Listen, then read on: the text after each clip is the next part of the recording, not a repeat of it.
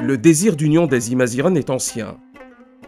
Les États nord-africains ont mis en place les moyens politiques, policiers, éducatifs et médiatiques dont ils disposent pour détruire tout lien entre les Imaziren et leur histoire. Malgré le harcèlement et la persécution des militants dits berbéristes, les fondateurs d'une organisation comme le Congrès mondial Amazigh ont tenté d'unir les Imaziren, qu'ils soient des îles Canaries, du Rif, de l'Atlas, du Souss, de la Kabylie, du Chénois, de l'Aurès, du Mzab, du pays Touareg, de la Tunisie, de la Libye ou encore de Siwa en Égypte.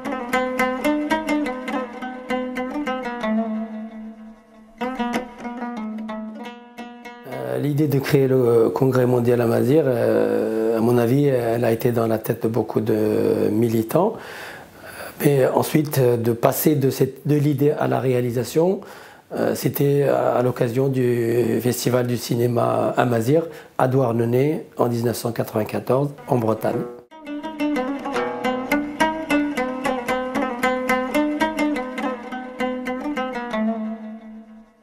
Tout est parti de cette revue. Nous avons créé cette revue. C'était la première revue qui était sortie de façon officielle en Afrique du Nord. D'où est sortie l'idée de créer cette revue? C'était l'Académie berbère de Paris, avec Mohamed Arab, le représentant du Maroc à l'époque, dans cette structure, c'était Mohamed Chafiq et Ahmed. Le premier problème qui a été déposé, que les Amazighs ne sont pas habitués à discuter leurs problèmes à l'extérieur. Donc, la première étape dont on a réussi à l'époque, c'est d'imposer l'idée de globaliser notre cause.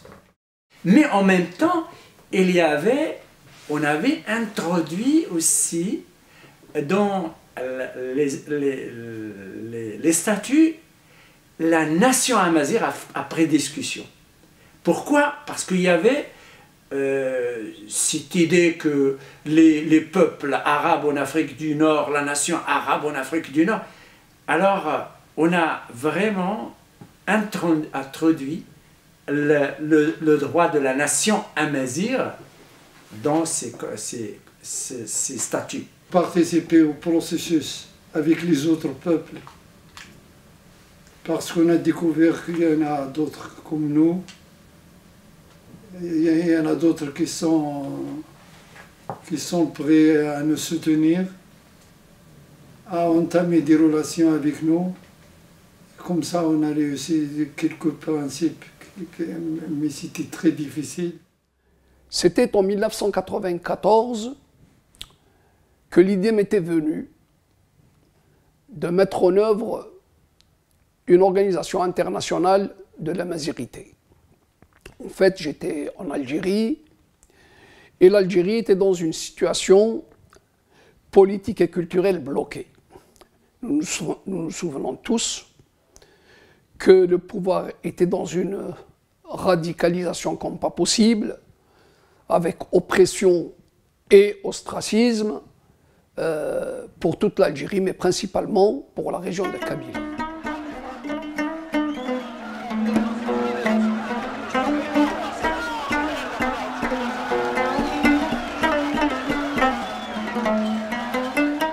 Depuis le début des années 90, le pays Touareg a été secoué par un certain nombre de situations très extrêmes, de violences, des répressions donc, qui ont précédé des rébellions Touareg, où les Touaregs revendiquaient finalement leur place dans la configuration post-coloniale, donc au Niger, au Mali, essentiellement parce que c'est au Niger et au Mali qu'on trouve la majorité des Touaregs. C'est l'unification du monde amazigh et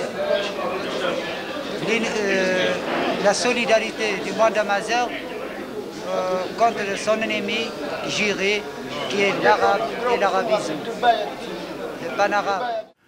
La situation au Maroc était très très difficile parce qu'ils avaient vécu une époque d'une extrême violence de répression par la monarchie Hassan II, avec les divers coups d'État qui avaient été initié par des officiers berbères. Et en plus, pour ajouter de l'eau à la mare, il y avait un conflit entre les deux principaux partis à base sociologique kabyles que sont le FFS et le RCD. Avec toute la diversité effectivement du mouvement amazigh de manière générale, et c'est là effectivement depuis cette époque qu'on a commencé à se connaître déjà et à travailler ensemble et à faire en sorte qu'effectivement cette idée d'une organisation internationale amazigh prenne un peu corps et qu'elle existe au niveau international. Donc voilà, donc il y avait une situation comme ça, et parallèlement, je ne peux pas nier qu'à Rabat, il y avait des initiatives, mais elles étaient d'une autre nature. Je ne vais pas rentrer dans le détail, il y avait Hardan qui représentait une certaine tendance, il y avait Ibn Qassem, il y avait Adrerne, et puis il y avait les gens d'Agadir en particulier qui activaient, et la Mounib en particulier et ses amis. Tous les correspondants de la revue, vous allez lire, vous aurez l'occasion de lire les détails des comités de rédaction, c'était tout le monde amazigh qui était représenté là-dedans. On a eu l'idée, avec notre petit groupe, de créer l'Alliance internationale, l'association internationale Tifinagh. On s'est dit pourquoi on ne créait pas une association internationale. J'ai lancé l'idée, mais j'ai jamais pu obtenir l'autorisation. Il y avait un fonds qui est là depuis très longtemps, un fonds atavique, archaïque, de désir, d'unité, effectivement. Moi personnellement, j'ai toujours rêvé d'une organisation internationale amazigh. C'est vrai qu'il y avait un certain nombre d'objectifs qui ne pouvaient être atteints qu'en dépassant la question de la nation. Il fallait donc débloquer la situation en interne, puisqu'aussi bien en Algérie qu'au Maroc, la situation de la mazirité n'était pas florissante, et également il fallait internationaliser la question amazigh, et pour cela il fallait conjuguer, il fallait mutualiser les efforts.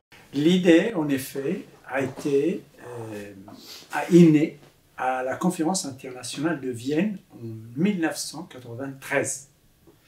Les deux participants à cette conférence, au nom des associations amazigh du Maroc, qui ont amené un mémorandum sur les droits linguistiques culturels amazigh en Afrique du Nord, et en même temps on avait organisé là-bas une conférence sur les droits linguistiques culturels des Amazirs en Afrique du Nord.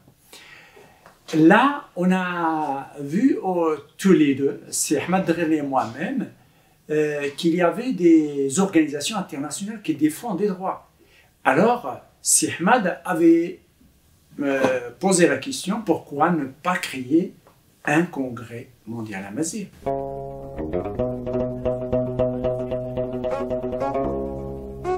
Il y avait des Tartares, les autochtones du Canada, des États-Unis, de l'Amérique du Sud, de l'Afrique. Mais nous, on était orphelins parmi eux parce qu'il n'y avait pas un peuple qui s'appelle Amazigh. Donc, de ce monde-là, j'ai pensé personnellement à avoir la place parmi ces peuples-là. J'ai trouvé deux sortes d'organisations qui existaient à la rencontre des droits de l'homme. C'était des coordinations et des congrès des peuples.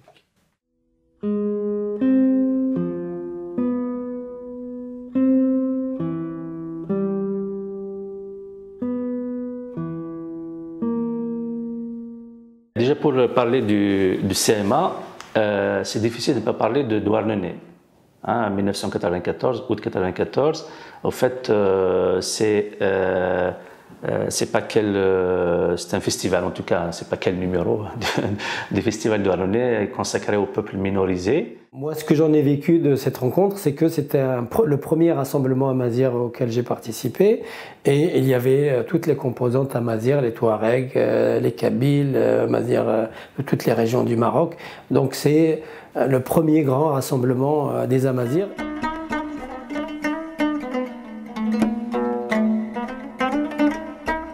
Les militants qui se sont rencontrés, ils sont réunis en marge du festival. Dès le deuxième jour, je pense, ou le premier jour, parce que nous avons avec des idées, même si on n'y a pas eu concertation, bien sûr, et puis on faisait des réunions. Il fallait aussi trouver un acronyme, c'est-à-dire un sigle. Et il y avait un tour de table, j'ai personnellement proposé CMA, Congrès mondial amazigh, qui a été retenu.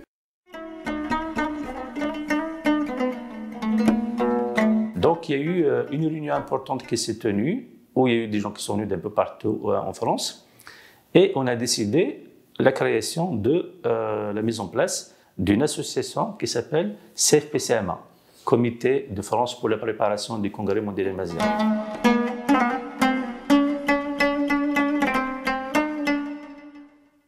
Quant au CFP-CMA, donc ce comité préparatoire, ça n'a pas été facile.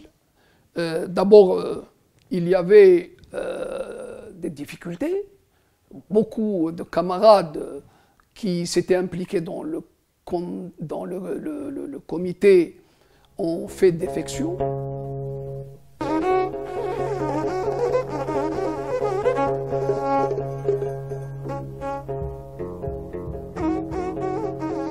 Il y a eu aussi des problèmes de type matériel. On n'avait pas de siège, on n'avait pas d'équipement et surtout, on n'avait pas de finances. Donc on a fait cette réunion, on a mis en place l'association et puis on a commencé la préparation. On a contacté des gens un peu partout en Afrique du Nord, en Europe, en Amérique. Un vieux militant, qui était un militant d'abord durant la guerre de Révolution et qui a été et qui est encore un très bon militant du FFS, c'est M. Mouhoub Naït Maouch, qui est vraiment un loup blanc et qui est connu mais alors partout à Paris. Et je l'accompagnais parce que lui connaissait les gens qui pouvaient nous aider financièrement. Donc on se déplaçait toujours à deux et on allait voir les commerçants kabyles pour essayer de ramasser un peu d'argent. J'avoue que ça a été difficile et parfois même humiliant. Il m'est arrivé de parler pendant 1 heure à un chef d'entreprise qui écoute et au bout d'1 heure, sa participation est de 100 francs. Autrement dit, rien du tout. C'était une véritable humiliation et on était obligé de dire merci et on était obligé de sourire et on était obligé d'être gentil. Mais en même temps, en sortant, on n'était pas très bien dans notre peau. C'est bilan et perspective du mouvement amazigh.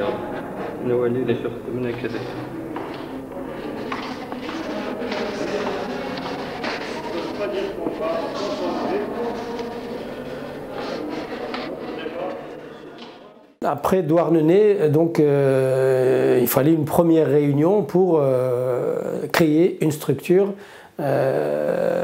qui est fédérative, qui va rassembler tous les Amazirs.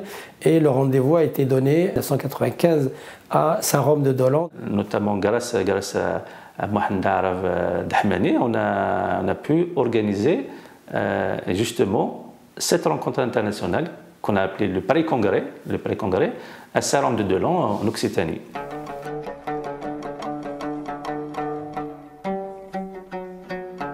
Quand on s'est mis à chercher quelque chose, je lui ai dit, j'ai un centre qui est ici, et on avait estimé les coûts, et c'était le centre monestier à Saint-Rome de Dolan, en Lozère. C'est une région c'est un village qui est entre la vallée du Tarn et la vallée du Lot. On avait trouvé ce lieu extrêmement important parce qu'il était isolé et on pouvait assurer une sécurité totale et empêcher toute incursion, toute venues de personnes étrangères. Parce que pour venir dans ce village, il faut venir exprès, quoi. Donc, même pas, on n'y passe pas, quoi. On arrive donc au pré-congrès, donc à Saint-Rome de Dolan. Il s'est passé le 2 septembre 1995. Et là, on a rencontré tout le monde. Plus de 100 délégués, en tout cas pas très loin, et qui représentaient 40 associations à travers le monde. Alors, inutile de vous dire que c'était une explosion de joie, et c'est vraiment une rencontre de frères, j'allais dire qu'ils ne se sont jamais connus, alors qu'ils sont frères depuis des millénaires.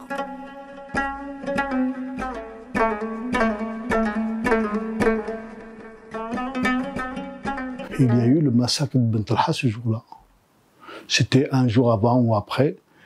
Et donc c'était dans des conditions assez particulières. Il y avait pas un bataillon, mais beaucoup de CRS à l'extérieur autour du centre qui nous protégeait ou qui nous surveillait. Donc on pouvait le comprendre comme on voulait. Mais comme il y avait beaucoup de violence en Algérie, donc c'était une période noire, donc les Algériens n'ont pas pu avoir les Kabyles ou les Chaouis, tous les représentants amazirs de ce pays n'ont pas pu avoir leur visa. Il y avait 2 Libyens, quelques représentants canariens, que j'ai jamais revus d'ailleurs après.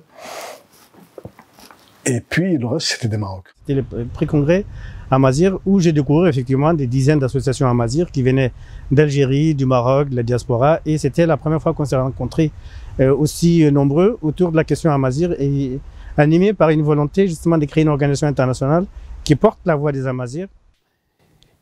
Il faut dire aussi que ce pré-congrès a été médiatisé. Et beaucoup de journaux en parlaient.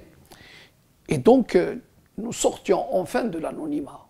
Pour la première fois, la question amazir était portée par des médias étrangers, alors que nos journaux nationaux n'en parlaient pas, non pas parce qu'ils ne voulaient pas en parler, mais parce qu'il y avait la censure et qu'il ne fallait pas trop en parler. Les gens s'étaient répartis en diverses commissions. Il y avait la commission finance, la commission organique, culturelle, historique. Ça, on peut retrouver la liste. Et c'est le seul moment où les gens ont travaillé.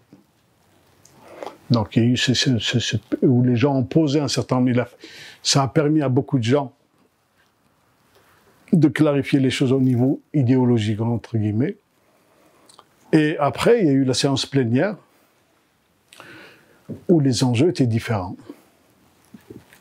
C'est-à-dire que là, il y a véritablement une compétition qui s'est engagée, et c'est là qu'on a commencé à voir les vrais problèmes surgir. Et paradoxalement, il n'y a pas eu de problème du côté algérien, aucun.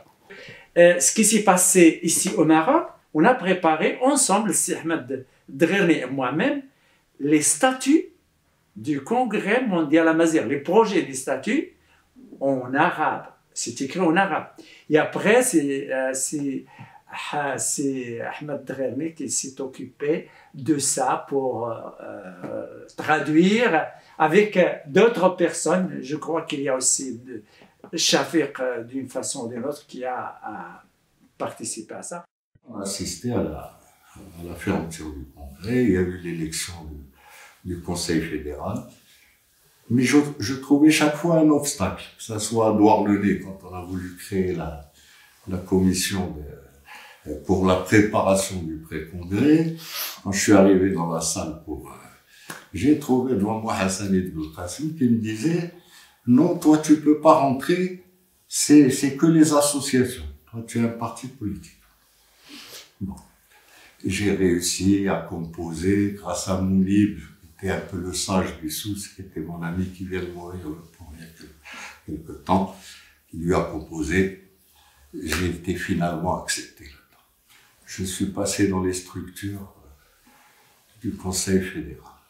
Nous, on a pensé, surtout moi et un groupe d'amis, de comploter un petit peu et de changer la situation, de transformer le premier congrès en un vrai congrès. C'était une manœuvre politique dangereuse qui nous a fait des zizanies entre nous. À la clôture, on devait voter les recommandations du pré-congrès. Et Hassan Ibn Belkacem nous annonce que ce n'est plus un pré-congrès, qu'on va en faire le premier congrès.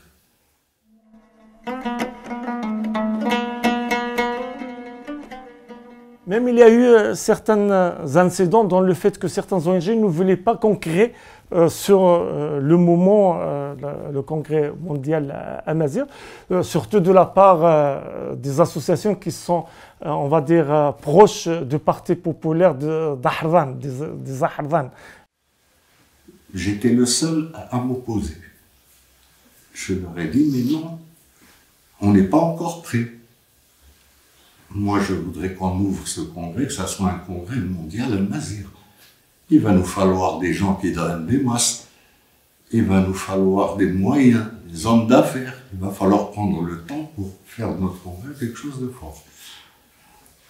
On est passé au vote, j'ai perdu. À partir de là, le congrès va être marqué par ça. Il va être marqué par des tiraillements et par une compétition féroce pour le podium. Et il y avait des objectifs principaux dans les pays d'origine. Il était question donc de réfléchir et de proposer des solutions sur les aspects statutaires. Il fallait aller vers une constitutionnalisation de la dimension amazigh dans la définition identitaire de chaque pays. Il fallait aussi aller vers une constitutionnalisation et l'institutionnalisation de l'enseignement, de la langue amazigh. Il fallait exiger un statut de langue nationale et officielle pour la langue amazigh, bien entendu, dans tous les pays de la mazigophonie, tous les pays de Tamazgha, tous les pays de la Berbérie. Simplement dans la pratique,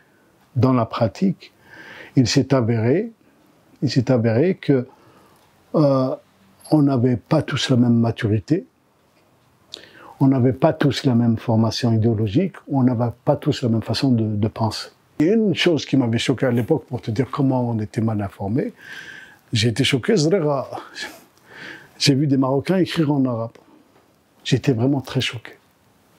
Je ne comprenais pas qu'on pouvait être berbériste et écrire en... C'était un manque d'information, c'est leur formation, ça ne se discute pas.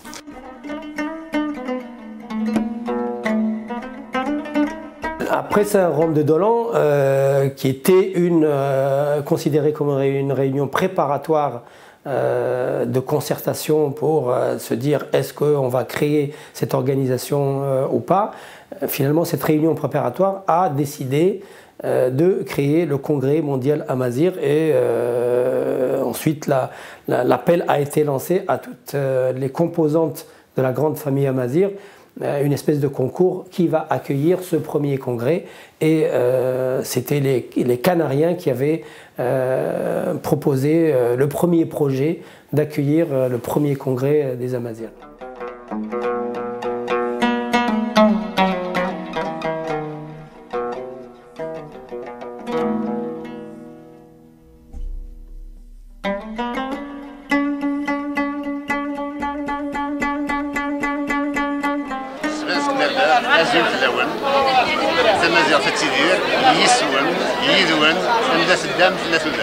Congrès mondial Amazigh.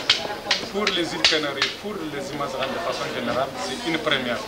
C'est le premier pays, c'est la première région du monde qui a pu rassembler tous les Amazighs dans une salle pour qu'ils se parlent entre eux, pour qu'ils se découvrent sur les planètes. En 1995, les Canariens qui sont venus, ils avaient déjà proposé, ils se sont proposés à accueillir le congrès. Bon, ils ont fait une proposition, après il y a la proposition, après il y a les faits.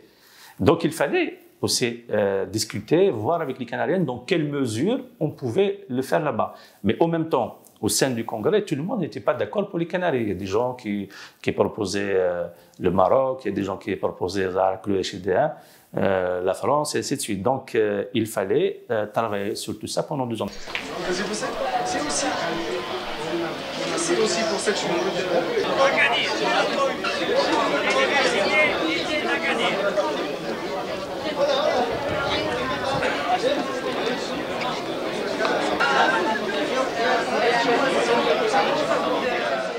Eh bien, aux îles Canaries, les berbéristes canariens, donc de la nation espagnole mais canariens, ils étaient majoritaires. Et donc, ils avaient l'exécutif.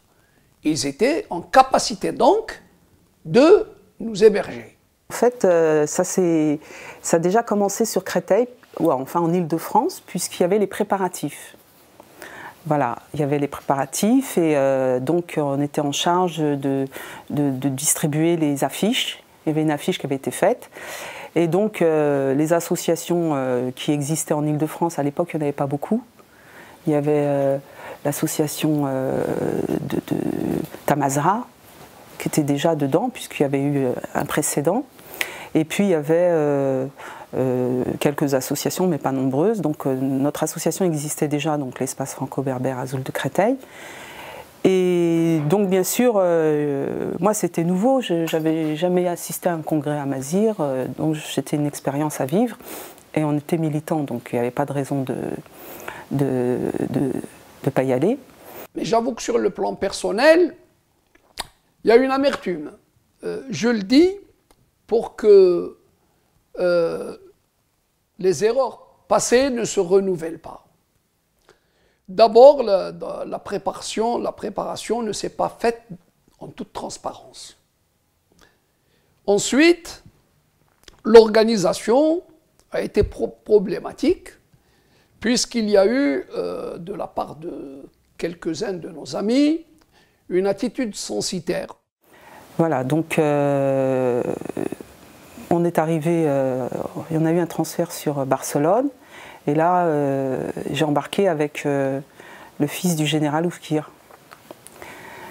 J'ai reconnu que c'était lui parce qu'il avait dans ses mains le livre des Imaziren. Donc on a pu un peu partager des moments historiques pendant le vol. Et donc on est arrivé à Tafira, dans l'île de Tenerife, et c'était comme une... Il y avait des Amazirs qui arrivaient de partout, mais vraiment de partout. Moi c'est la première fois, et je crois que c'est la seule fois où j'ai vu des Amazirs en une seule fois, si loin dans l'histoire, arriver de partout. Et donc c'est comme si c'était une famille qui s'était séparée, qui se retrouvait. Tafira, donc c'était déjà c'était beaucoup d'émotions, Tafira.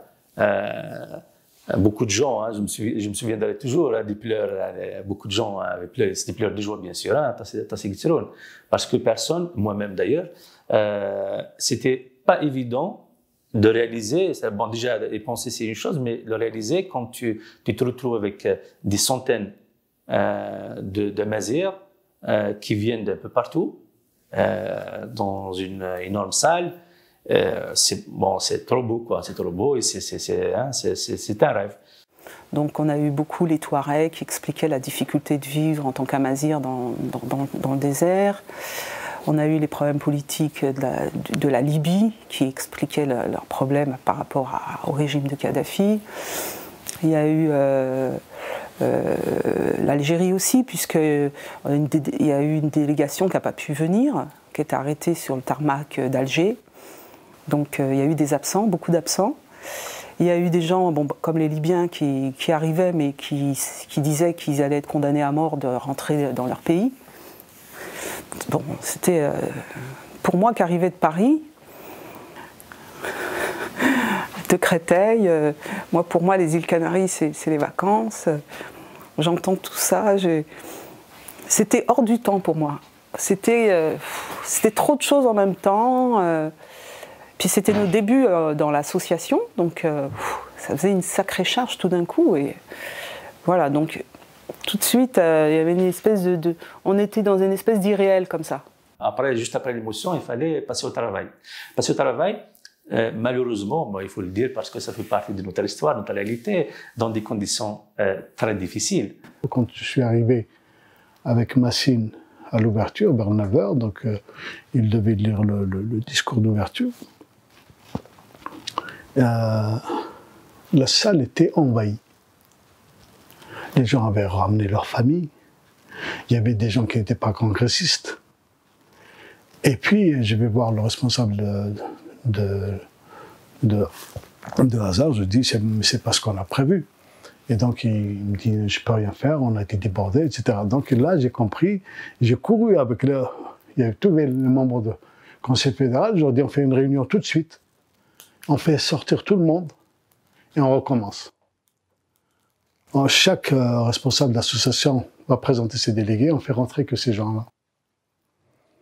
Mais personne n'a pris ses responsabilités, donc on est resté là. Tafira, c'est comme une naissance assez dure et choquante pour les militants amazirs, parce que ce n'était pas fait dans l'ambiance fraternelle des Amazirs. L'ouverture a été houleuse. Il y a eu des paroles fortes et moi-même,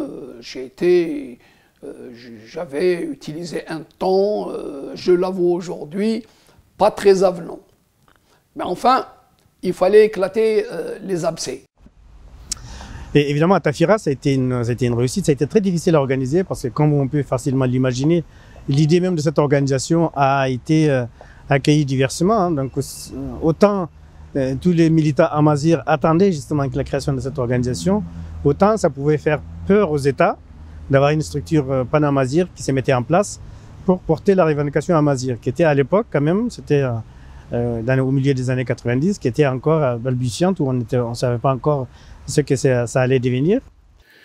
Et tous les 2 jours il n'y avait aucune commission qui s'est réunie, aucun débat, aucun travail, aucun bilan. Strictement rien n'a été fait, sinon, dès le début, une compétition féroce. Il y a eu des travaux, on avait des commissions. Moi, j'étais en charge de la commission économie. Donc, il y avait la commission environnement, la commission juridique, identité. Donc, il y avait la commission économie, il y avait voilà, 4 ou 5 commissions. C'est la seule tribune où il y a les représentants des peuples autochtones dans la salle avec les représentants du gouvernement. Et c'est très important que toutes les associations amazirs au nord de l'Afrique participent l'année prochaine au groupe de travail des Nations Unies sur les peuples autochtones, en juillet prochain.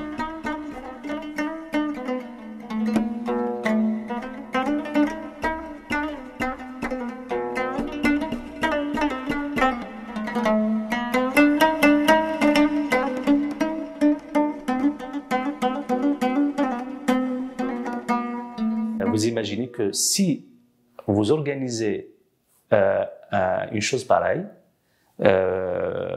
si vous êtes dans un projet pareil, les États concernés parce qu'ils sont concernés, notamment l'État algérien et l'État marocain, ils ne vont pas vous laisser faire votre travail tranquillement.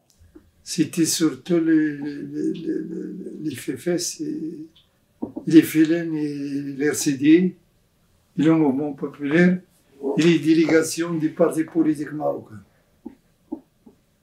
Il y avait la gauche marocaine qui a pensé bien.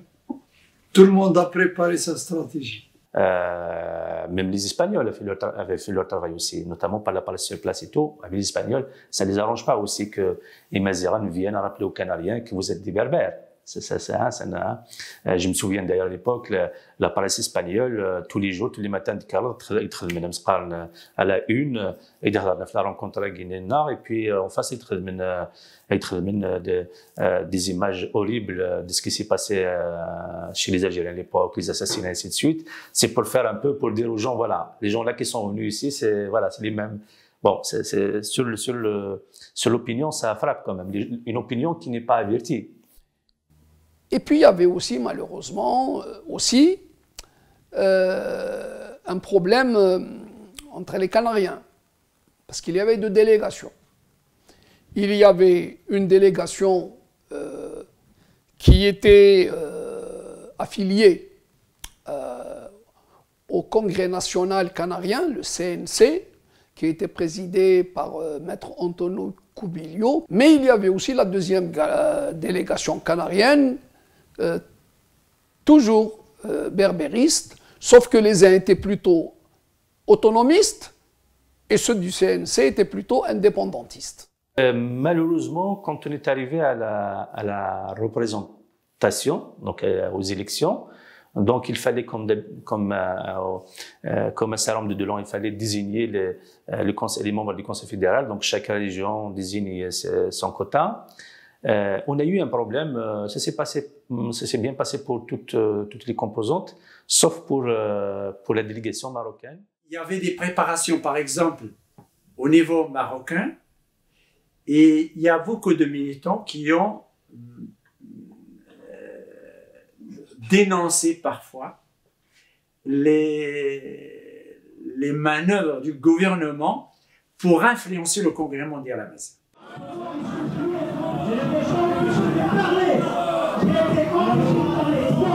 Pourquoi on donne la parole aux gens de l'autre côté et pas à ceux de nos stratégie? Pourquoi ça? Nous sommes tous congressistes et nous avons droit à la parole.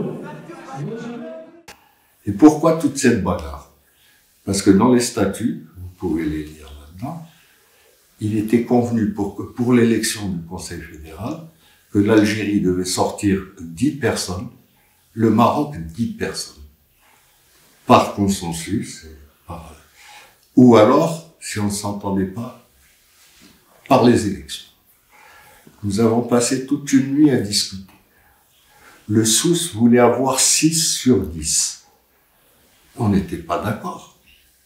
On disait, écoutez, et le Rif, qu'est-ce que vous allez en faire? Et le Sud-Est, et le Moyen-Atlas, et les gens d'Azilel, etc. C'est pas possible. Et on n'a pas réussi à s'entendre. Donc on a décidé de passer au vote le lendemain. Le lendemain, on est passé au vote, le vote est passé. On a été déjeuner, mon groupe et moi, sur Las Palmas. On est revenu pour l'élection du bureau mondial. Là, j'ai retrouvé tout bouleversé. S'agissant des autres propositions qui nous ont été mises, nous les soumettons et si vous êtes d'accord, nous allons passer au vote. Monsieur Ibn Hassan, je regrette, les délégués qui veulent prendre la parole doivent être de l'autre côté. Je pense que cette règle aussi s'impose à tout le monde. Il y a eu une élection qui a été contestée par ceux qui ont perdu. Après, il y a eu des discussions interminables, quoi. Et ça a ralenti, ça a prolongé la durée du congrès. Les autres attendaient donc les résultats de l'élection de la délégation marocaine, qui ne sont pas mis d'accord. Et ils sont d'accord juste sur une chose, c'est qu'ils se retirent du Conseil fédéral. Mais ce qui est important, c'est que la délégation marocaine, pour sauver le congrès, il s'y retirait. Le congrès, il a réuni tous ceux qui travaillent, toutes les personnalités connues qui travaillaient depuis longtemps sur la place publique pour la mazérité. Et il y avait aussi des gens qui militaient de manière plus discrète, moins connue, plus jeunes, etc. Et le congrès de Tafira, à la fin, il a failli ne pas survivre. Et c'est probablement les militants de base qui étaient moins touchés, moins influencés par les aspects politiques qui se sont un peu manifestés, qui ont fini par s'imposer et ont poursuivi l'aventure du CMA. En fait, quand on a avancé dans la semaine et qu'on s'est rendu compte qu'il y avait ce marasme, hein, cette perturbation extérieure qui était venue un petit peu, beaucoup même, geler le congrès, on ne s'est pas concerté, on était sur le fait accompli et on était là avec ce gros problème et on a pris, voilà, on a pris les devants, mais comme ça, instinctivement. Voilà, comme ça, instinctivement, on a compris qu'il se passait quelque chose et donc on a protégé le congrès. Et à 2 h du matin, Ford, c'est l'autre qui m'a donné un coup de main, Mustafa Seadir, aussi, parce que ça a été important pour nous. C'est lui qui m'a donné un coup de main pour sauver le congrès mondial à Mazir. À 2 h du matin, Ford avec Aslouaï. Donc on s'est retrouvé après 2 jours de retard, on s'est retrouvé avec un conseil fédéral amputé de 10 personnes, de 10 sièges, donc avec 10 sièges vacants. Et puis bon, voilà quoi. Donc, et puis après, il y a eu des gens qui se sont proposés pour les remplacer. Et on a procédé à l'élection du président, et puis à l'élection du bureau, et puis le congrès est sorti, donc a clôturé sa première assemblée générale, son premier congrès. On s'est retrouvés à 7 h du matin dans un grand café, et c'est là qu'on a appris à la radio, dans le café là. Il y avait les Américains, les Allemands, on allait se quitter, tous on prenait nos avions. Et c'est là qu'on a appris la mort de Diana. On était contents, on venait de sauver le congrès, et tout d'un coup on a cette... Moi j'étais encore dans l'irréel. Parce que moi Diana, je la suivais, ça faisait partie de mes idoles. Hein. Voilà, une femme qui... Et quand on m'a annoncé encore ça, c'était bizarre quoi. C'était irréel. Dans des circonstances un peu exceptionnelles, donc on a constitué un groupe un peu provisoire pour continuer à donner vie à cette organisation et en l'occurrence un peu la sauver et lui donner une continuité. On a constitué un petit groupe et on a élu un président canarien qui s'appelle Daniel Félix Hormiga, qui a été élu premier président du Congrès mondial à Mazir. Alors le nouveau président du CMA, c'est M. Antonio Félix Martín Hormiga. Mi nombre es Antonio Félix Martín Hormiga.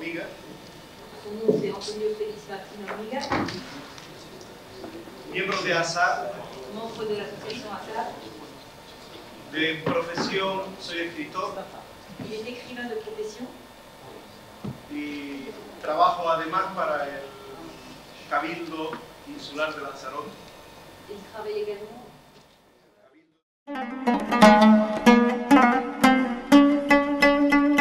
Le drapeau à Mazir fut créé dans les années 70 par des militants de l'Académie berbère. Son adoption lors du congrès de Tafira est l'une des plus importantes réalisations du CMA. Ce drapeau s'est progressivement imposé dans toutes les manifestations publiques où les Imazirones veulent affirmer leur identité et mener leur combat. On venait à un congrès, mais on n'imaginait pas que pendant ce congrès, on allait consolider un drapeau, qu'on allait faire officialiser toute cette diversité à Mazir.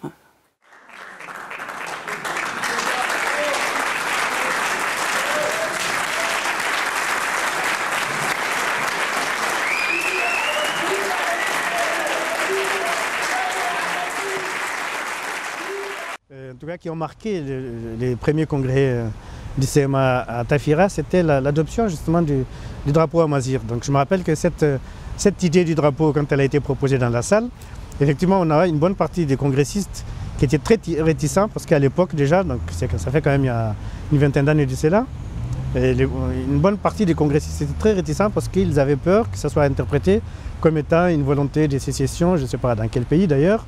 Et aussi bien au Maroc qu'en Algérie, il y avait beaucoup de gens qui ne comprenaient pas à quoi ça pouvait servir et surtout qui avaient peur finalement de la réaction des États. Je voudrais revenir un peu la veille de son adoption, ou quelques jours avant, où un petit groupe de Canariens très déterminés ont eu cette idée de faire adopter de manière officielle, c'était l'occasion, le drapeau amazigh par l'Assemblée mondiale des Amazirs réunis de manière exceptionnelle pour la première fois aux îles Canaries. Donc ils l'ont fabriqué ce drapeau, c'est-à-dire ils ont pris du tissu, ils l'ont dessiné et ils l'ont confectionné et ils l'ont amené devant l'Assemblée générale des Amazirs. Et évidemment, la salle s'est levée, tout le monde s'est levé pour applaudir et adopter ce drapeau. C'est vrai que c'était un des moments très forts de ce congrès. Ça a un peu fait frissonner la salle parce que c'est un symbole d'identité, c'est un symbole de rassemblement aussi. Le premier drapeau a été vendu chez Mbrouk Ferkal à Paris, 10 €, je ne sais pas combien. C'était un rêve. J'aurais jamais imaginé qu'on verrait ce drapeau maintenant hissé depuis Siwa jusqu'aux îles Canaries, partout, par des dizaines et des centaines de milliers de jeunes, à travers toute l'Afrique du Nord.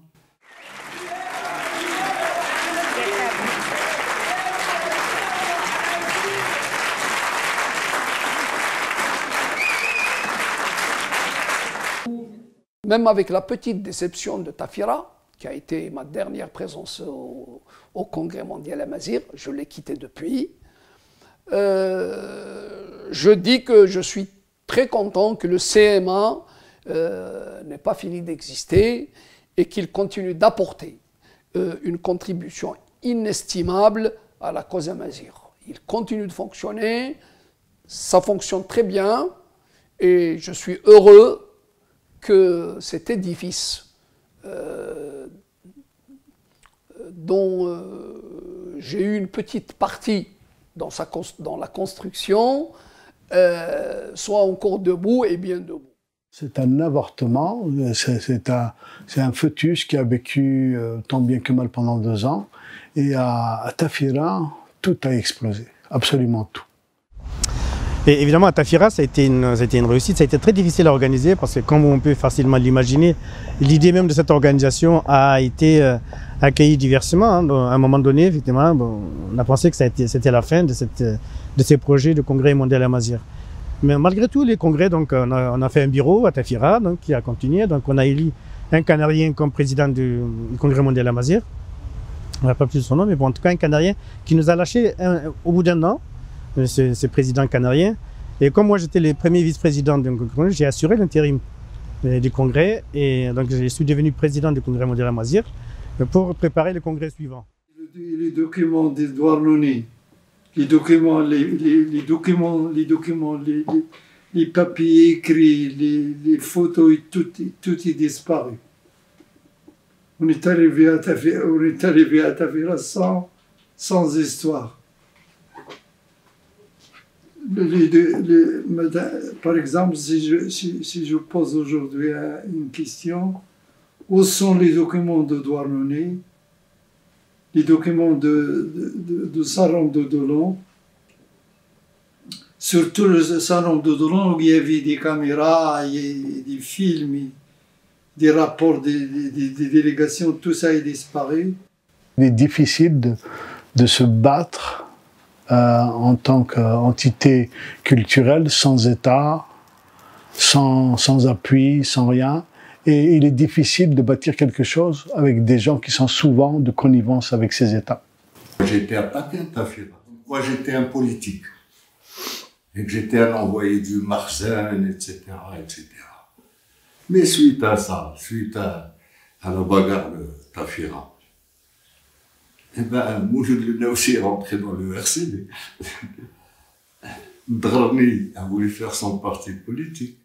Le Congrès mondial amazigh, c'est une organisation internationale pour défendre les droits des peuples amazirs. il a beaucoup participé pour avoir des acquis au niveau international et au niveau national, avec les associations sur place. Madame la Présidente, Madam President, ladies and gentlemen, les Amazirs constituent le peuple premier. the Amazigh are a First Nation of North Africa. They're commonly called Berbers. The Durban Conference in 2001, which we took part in, was a historic event and raised great hopes among us because we believed in a real commitment by states, international organizations and civil society to really struggle against racism and all forms of discrimination. Ce qui nous a ruinés, c'est l'incompétence, bien évidemment, mais aussi l'indifférence.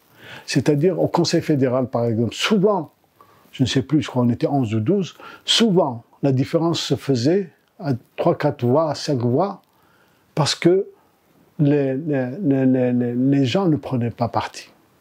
Les gens ne disaient pas, ne disaient rien. Et quand on prend un poste, quand on prend une responsabilité, on l'assume.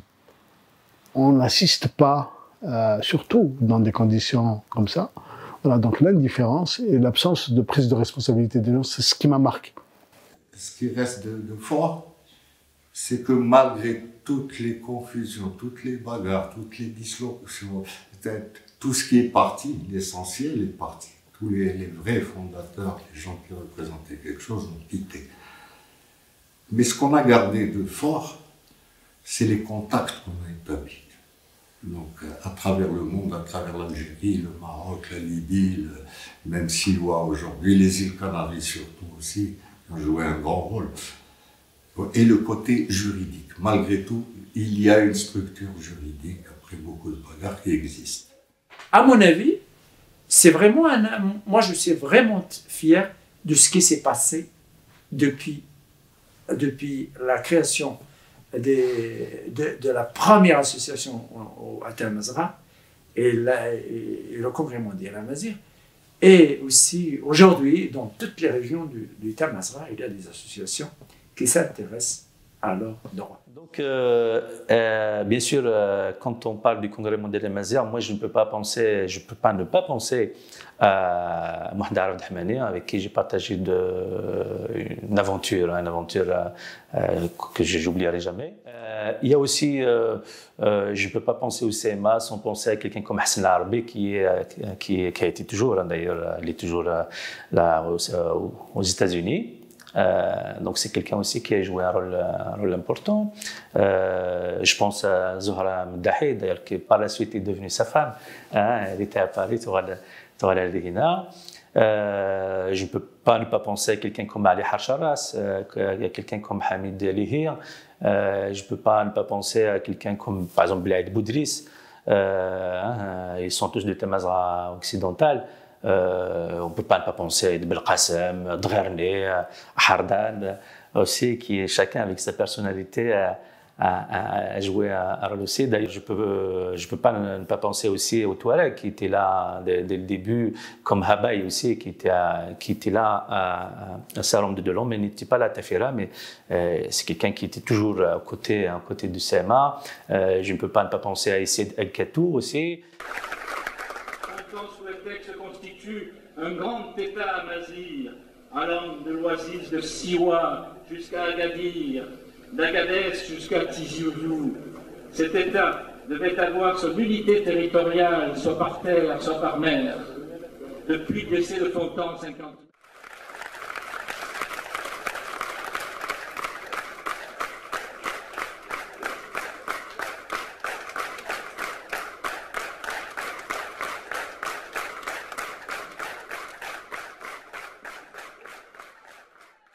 On est sorti de Tafira avec on va dire quelques difficultés de démarrage, peut-être pas très serein, avec une équipe à la fois jeune et pas très expérimentée. Et les militants qui ont été à l'origine du Congrès mondial Amazigh, finalement, n'étaient pas représentés dans ces instances-là, le premier bureau du Congrès mondial Amazigh issu de Tafira. Tous ceux qui l'ont fondé n'y étaient pas à cause des différends qui sont apparus à Tafira. Et donc le CMA a été handicapé par ses premières difficultés, mais ça ne l'a pas empêché, malgré cela, de tenir un deuxième congrès 2 ans après, en 1999, à Lyon. Sa naissance fut difficile. Le CMA s'est construit à travers de nombreuses difficultés et à travers d'autres congrès. Mais cela est une autre histoire.